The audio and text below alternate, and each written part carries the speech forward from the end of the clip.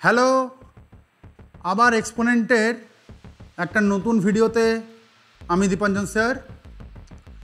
আজকে কিন্তু কোনো পড়াশোনা না, আজকে আমাদের সম্পূর্ণ একটা ভিন্ন টপিকের ওপরে আজকে আমাদের আলোচনা।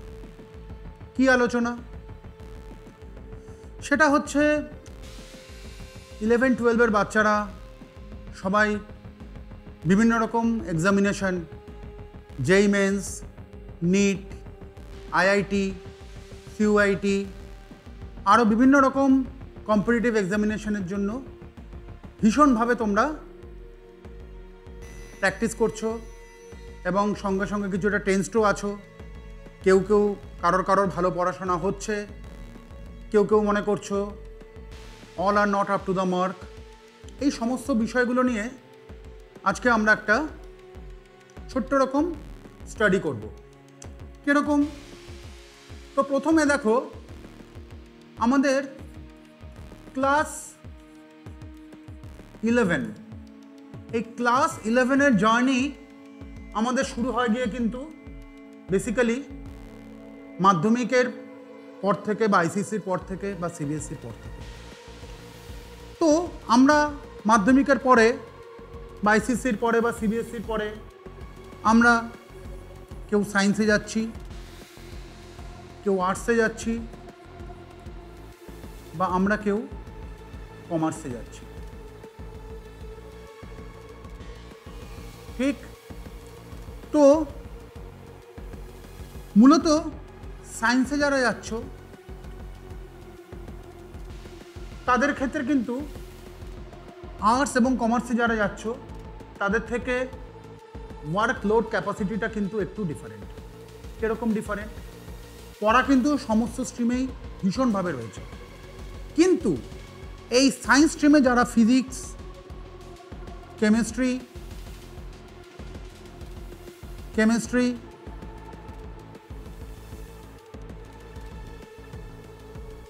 ম্যাথস আর বায়োলজি যারা নিয়েছো তাদের প্রেশারটা কিন্তু রিলেটিভলি আর্টস এবং কমার্স যারা নিয়েছে তাদের থেকে একটু হলেও সামান্য বেশি। তো আমরা তো সবাই সায়েন্স নিয়েছি, সায়েন্সে আমরা পরবর্তীকালে বিভিন্ন রকম কম্পিটিটিভ এক্সামিনেশনও দেব, কিন্তু তোমাদের যারা আমরা সায়েন্স নিয়েছি, যারা ক্লাস 11-এ আমরা সায়েন্স নিয়ে পড়াশোনা শুরু করেছি, তাদের জন্য দেখো সবথেকে মেন বক্তব্য যেটা, সেটা হচ্ছে কিন্তু সবার আগে, সবার প্রথম এবং সর্বশেষ সেটা হচ্ছে একটাই কথা, সেটা হচ্ছে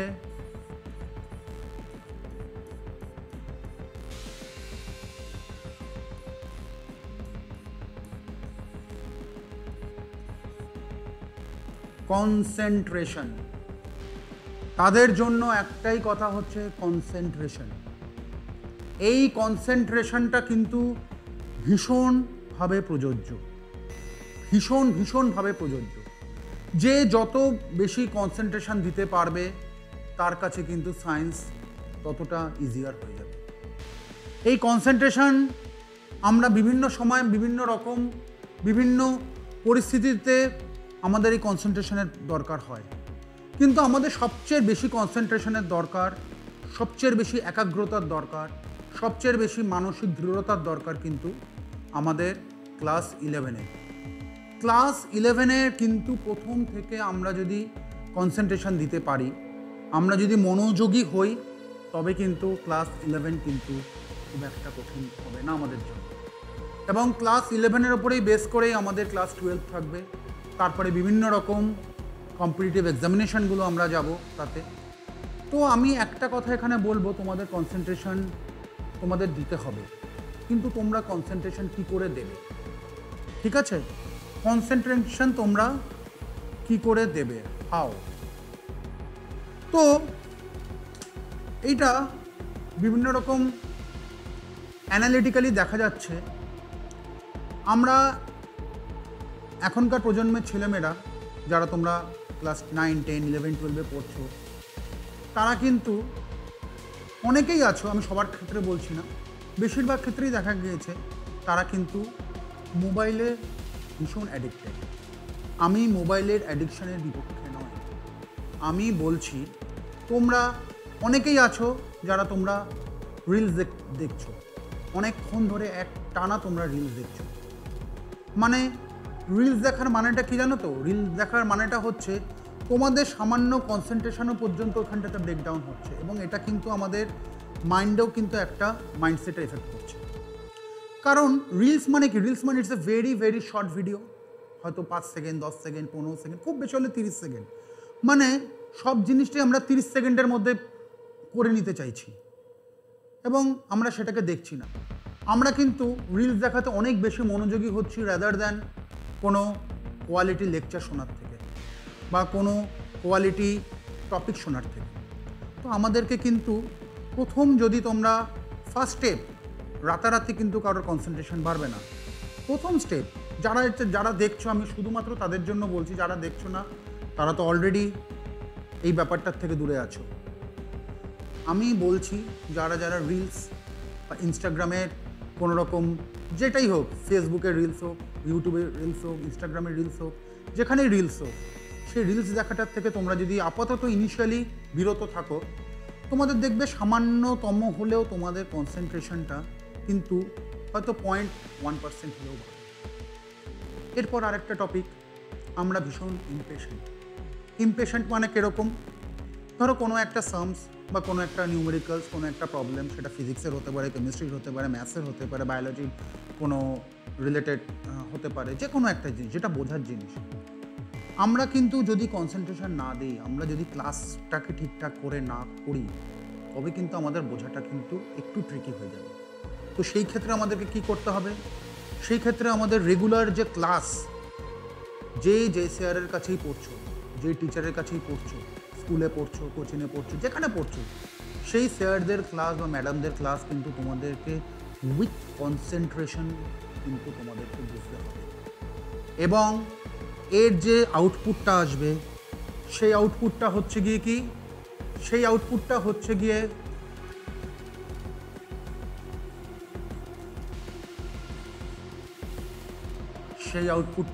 অ্যাপ্লিকেশন। সেই আউটপুটটা হচ্ছে অ্যাপ্লিকেশন। ক্লাস 11-12-এর টোটাল এন্টায়ার জিনিসপত্র ডিপেন্ড করছে তোমার এই অ্যাপ্লিকেশনের ওপরে। তুমি যত ভালো অ্যাপ্লিকেশন করতে পারবে, তুমি যত ভালো নিউমেরিক্যাল অ্যাপ্লাই করতে পারবে, তুমি যত ভালো নিউমেরিক্যাল বুঝতে পারবে, তুমি কিন্তু তত ভালো মার্কস ক্যারি করতে পারবে, অ্যাজ ওয়েল অ্যাজ তোমারও প্রবাবিলিটি অনেক বেড়ে যাবে তোমার বিভিন্ন রকম কম্পিটিটিভ এক্সামিনেশনগুলো হিট করা। দেখো, এখন এবার কনসেন্ট্রেশন আমরা কী করে বাড়াবো তার বিভিন্ন রকম ওয়ে আমরা এখানে আলোচনা করব। এবার যেহেতু আমি ম্যাথসের টিচার, ম্যাথস ফ্যাকাল্টি এক্সপোনেন্টের, এবার ম্যাথামেটিক্সটা কী করে করতে হবে,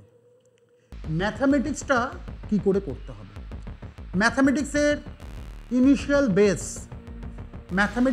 ইনিশিয়াল বেস, এটা কিন্তু শুরু হচ্ছে আমাদের বেসিক্যালি ক্লাস 7 বা ক্লাস 8 থেকে। খুব ভালো করে ব্যাপারটা বোঝো, আমাদের 7-8 থেকে কিন্তু আমাদের ম্যাথামেটিক্সের এই বেসটা শুরু হচ্ছে। আমাদের 7-8-এর থেকে কিন্তু আমাদের এই ম্যাথামেটিক্সের বেসটা শুরু হচ্ছে। এইবার ম্যাথামেটিক্সটা আমাদেরকে প্রথম থেকে যেটাকে করতে হবে, সেটা হচ্ছে আমাদের ম্যাথামেটিক্সটা বুঝতে হবে। অঙ্কটা কি বলা হয়েছে, অঙ্কটাকে ভালো করে পড়তে হবে। এবং অঙ্কটাকে আমরা যখন পড়ব, অঙ্কটা পড়া 1 বার, 2 বার, 3 বার, 4 বার, দরকার হলে 5 বার আমরা পড়ব শুধু অঙ্কটা। মূল ব্যাপারটা হচ্ছে অঙ্কটা কি বলতে চেয়েছে। অঙ্কটার মধ্যে আমরা কিন্তু দেখে নেব যে অঙ্কটা আমরা কিভাবে আমরা করব। এবং যে মোমেন্টে আমরা দেখলাম যে হ্যাঁ, অঙ্কটা আমাদের জানা অঙ্কটা আমাদের প্রশ্নটা এখানে দিয়েছে, এর উত্তরটা একটা হবে, তো সেরকমভাবে বিভিন্ন রকম ফর্মুলা, সেই ফর্মুলাটাও কোথার থেকে আসছে সেগুলো আমাকে অবশ্যই তার বেসিকটা জানতে হবে, করে কিন্তু আমাদেরকে অ্যাপ্লাই করতে হবে। তাই জন্য আমি প্রথম আগের টপিকে আমি আলোচনা করছিলাম, যেটা আমাদের মেন লাগছে সেটা কিন্তু আমাদের কনসেন্ট্রেশন লাগছে। তো আমরা যে এক্সপোনেন্টে আমরা এসছি, আমরা যে এক্সপোনেন্ট আমাদের যেই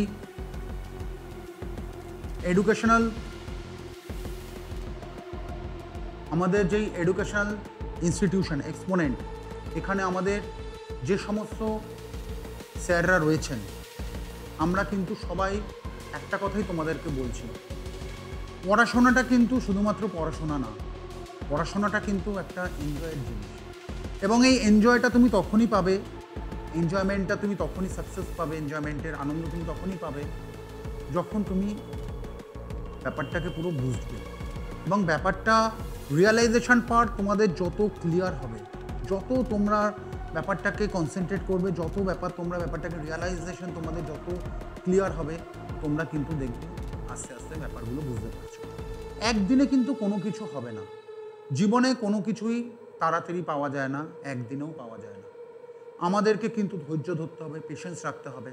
হতেই পারে যে প্রথম অবস্থায় আমরা যখন ট্রাই করব, প্রথম অবস্থায় আমাদেরকে কোনো রকম অঙ্কই হলো না, কিন্তু আমাদেরকে কিন্তু সেই পেশেন্সটা রাখতে হবে। আমরা আবার ট্রাই করব, পরের দিন সকালবেলা একটা নতুন সকাল, নতুন উদ্যমে আবার শুরু করব। আমরা দেখব যে আমরা কটা নিউমেরিক্যালস করতে পারব। আমরা প্রথম দিন যদি আমাদের 0 থাকে, পরের দিন আমাদের 1 হবে, ডেফিনেটলি 1 হবে। তুমি যদি কনসেন্ট্রেশন দিয়ে, তুমি যদি একাগ্র মনে নিজের ওপরে ভরসা রেখে, ভগবানের ওপরে আস্থা রেখে তুমি যদি শুরু করো, তুমি ডেফিনেটলি পারবে। নিজের ওপর আস্থাটা কিন্তু এখানে সবথেকে বড় ব্যাপার। কেউ আজ পর্যন্ত সব কিছু জেনে আসে না, সবাই কিন্তু কোনো না কোনো সময় কারোর না কারোর কাছ থেকে শেখে এবং সেটাকে তারা অ্যাপ্লিকেশন করে ভবিষ্যতে। তো এইবার আমাদের এই এক্সপোনেন্ট চ্যানেলের, আমাদের এই যে এক্সপোনেন্ট অর্গানাইজেশনের, আমাদের এই এক্সপোনেন্ট ইনস্টিটিউশনের, আমাদের কিন্তু একটাই দাবি, তোমরা ভালো করে পড়াশোনা করো, তোমরা খুব ভালো করে প্রথম থেকে পড়াশোনা করো। এবং আমরা যদি একটা ক্যাটাগরিক্যালি একটা ভালো স্টুডেন্টের হাব তৈরি করতে পারি, আমরা আমাদের এই এয়ারপোর্ট 1 নম্বরের চত্বরে আমরা যদি একটা ভালো এডুকেশন হাব তৈরি করতে পারি, আমাদের কিন্তু সেটাই আমাদের সাকসেস। আমাদের সাকসেস কিন্তু শুধু আমাদের এক্সপোনেন্টে না, আমাদের এই ইউটিউব চ্যানেলের মাধ্যমে লাখ লাখ স্টুডেন্টের কাছে আমরা পৌঁছে যাচ্ছি। এবং তার মধ্যে থেকে তোমরা যারা যারা উপকৃত হবে, তারা যদি এই সমস্ত জিনিসগুলোকে তোমরা যদি সত্যিকারে কনসেন্ট্রেশন দিয়ে করো এবং সত্যিকারের এই ব্যাপারগুলোকে তোমরা অ্যাপ্লাই করো, তাহলে দেখবে যে তোমরা নিজেরাও কিন্তু অনেক আপগ্রেডেড হয়ে যাচ্ছ। এবং তোমরা দেখবে যে প্রতি কটা কম্পিটিটিভ পরীক্ষাতেও কিন্তু তোমরা সেই বুঝে করতে পারো। যেটা বলছিলাম, প্রথম দিন হয়তো তোমার একটা অঙ্ক হবে না, পরের দিন তোমার একটা অঙ্ক হবে, দ্বিতীয় দিন দেখবে যে তোমার 2টো অঙ্ক হচ্ছে, তৃতীয় দিন দেখবে তোমার 3টে অঙ্ক হচ্ছে। এই জন্যই তুমি তো মনেই করতে পারো যে 3 দিনে 3টে অঙ্ক, তার মানে তোমাকে এখানে আরেকটা জিনিস ডিভোট করতে হবে। পড়াশোনায় সাকসেস পেতে গেলে তোমাকে আরেকটা জিনিস ডিভোট করতে হবে, that is time. Time is the main things here. Time is the main things here. এখানটাতে সময় হচ্ছে সবথেকে বড় আমাদের ভেরিয়েবল।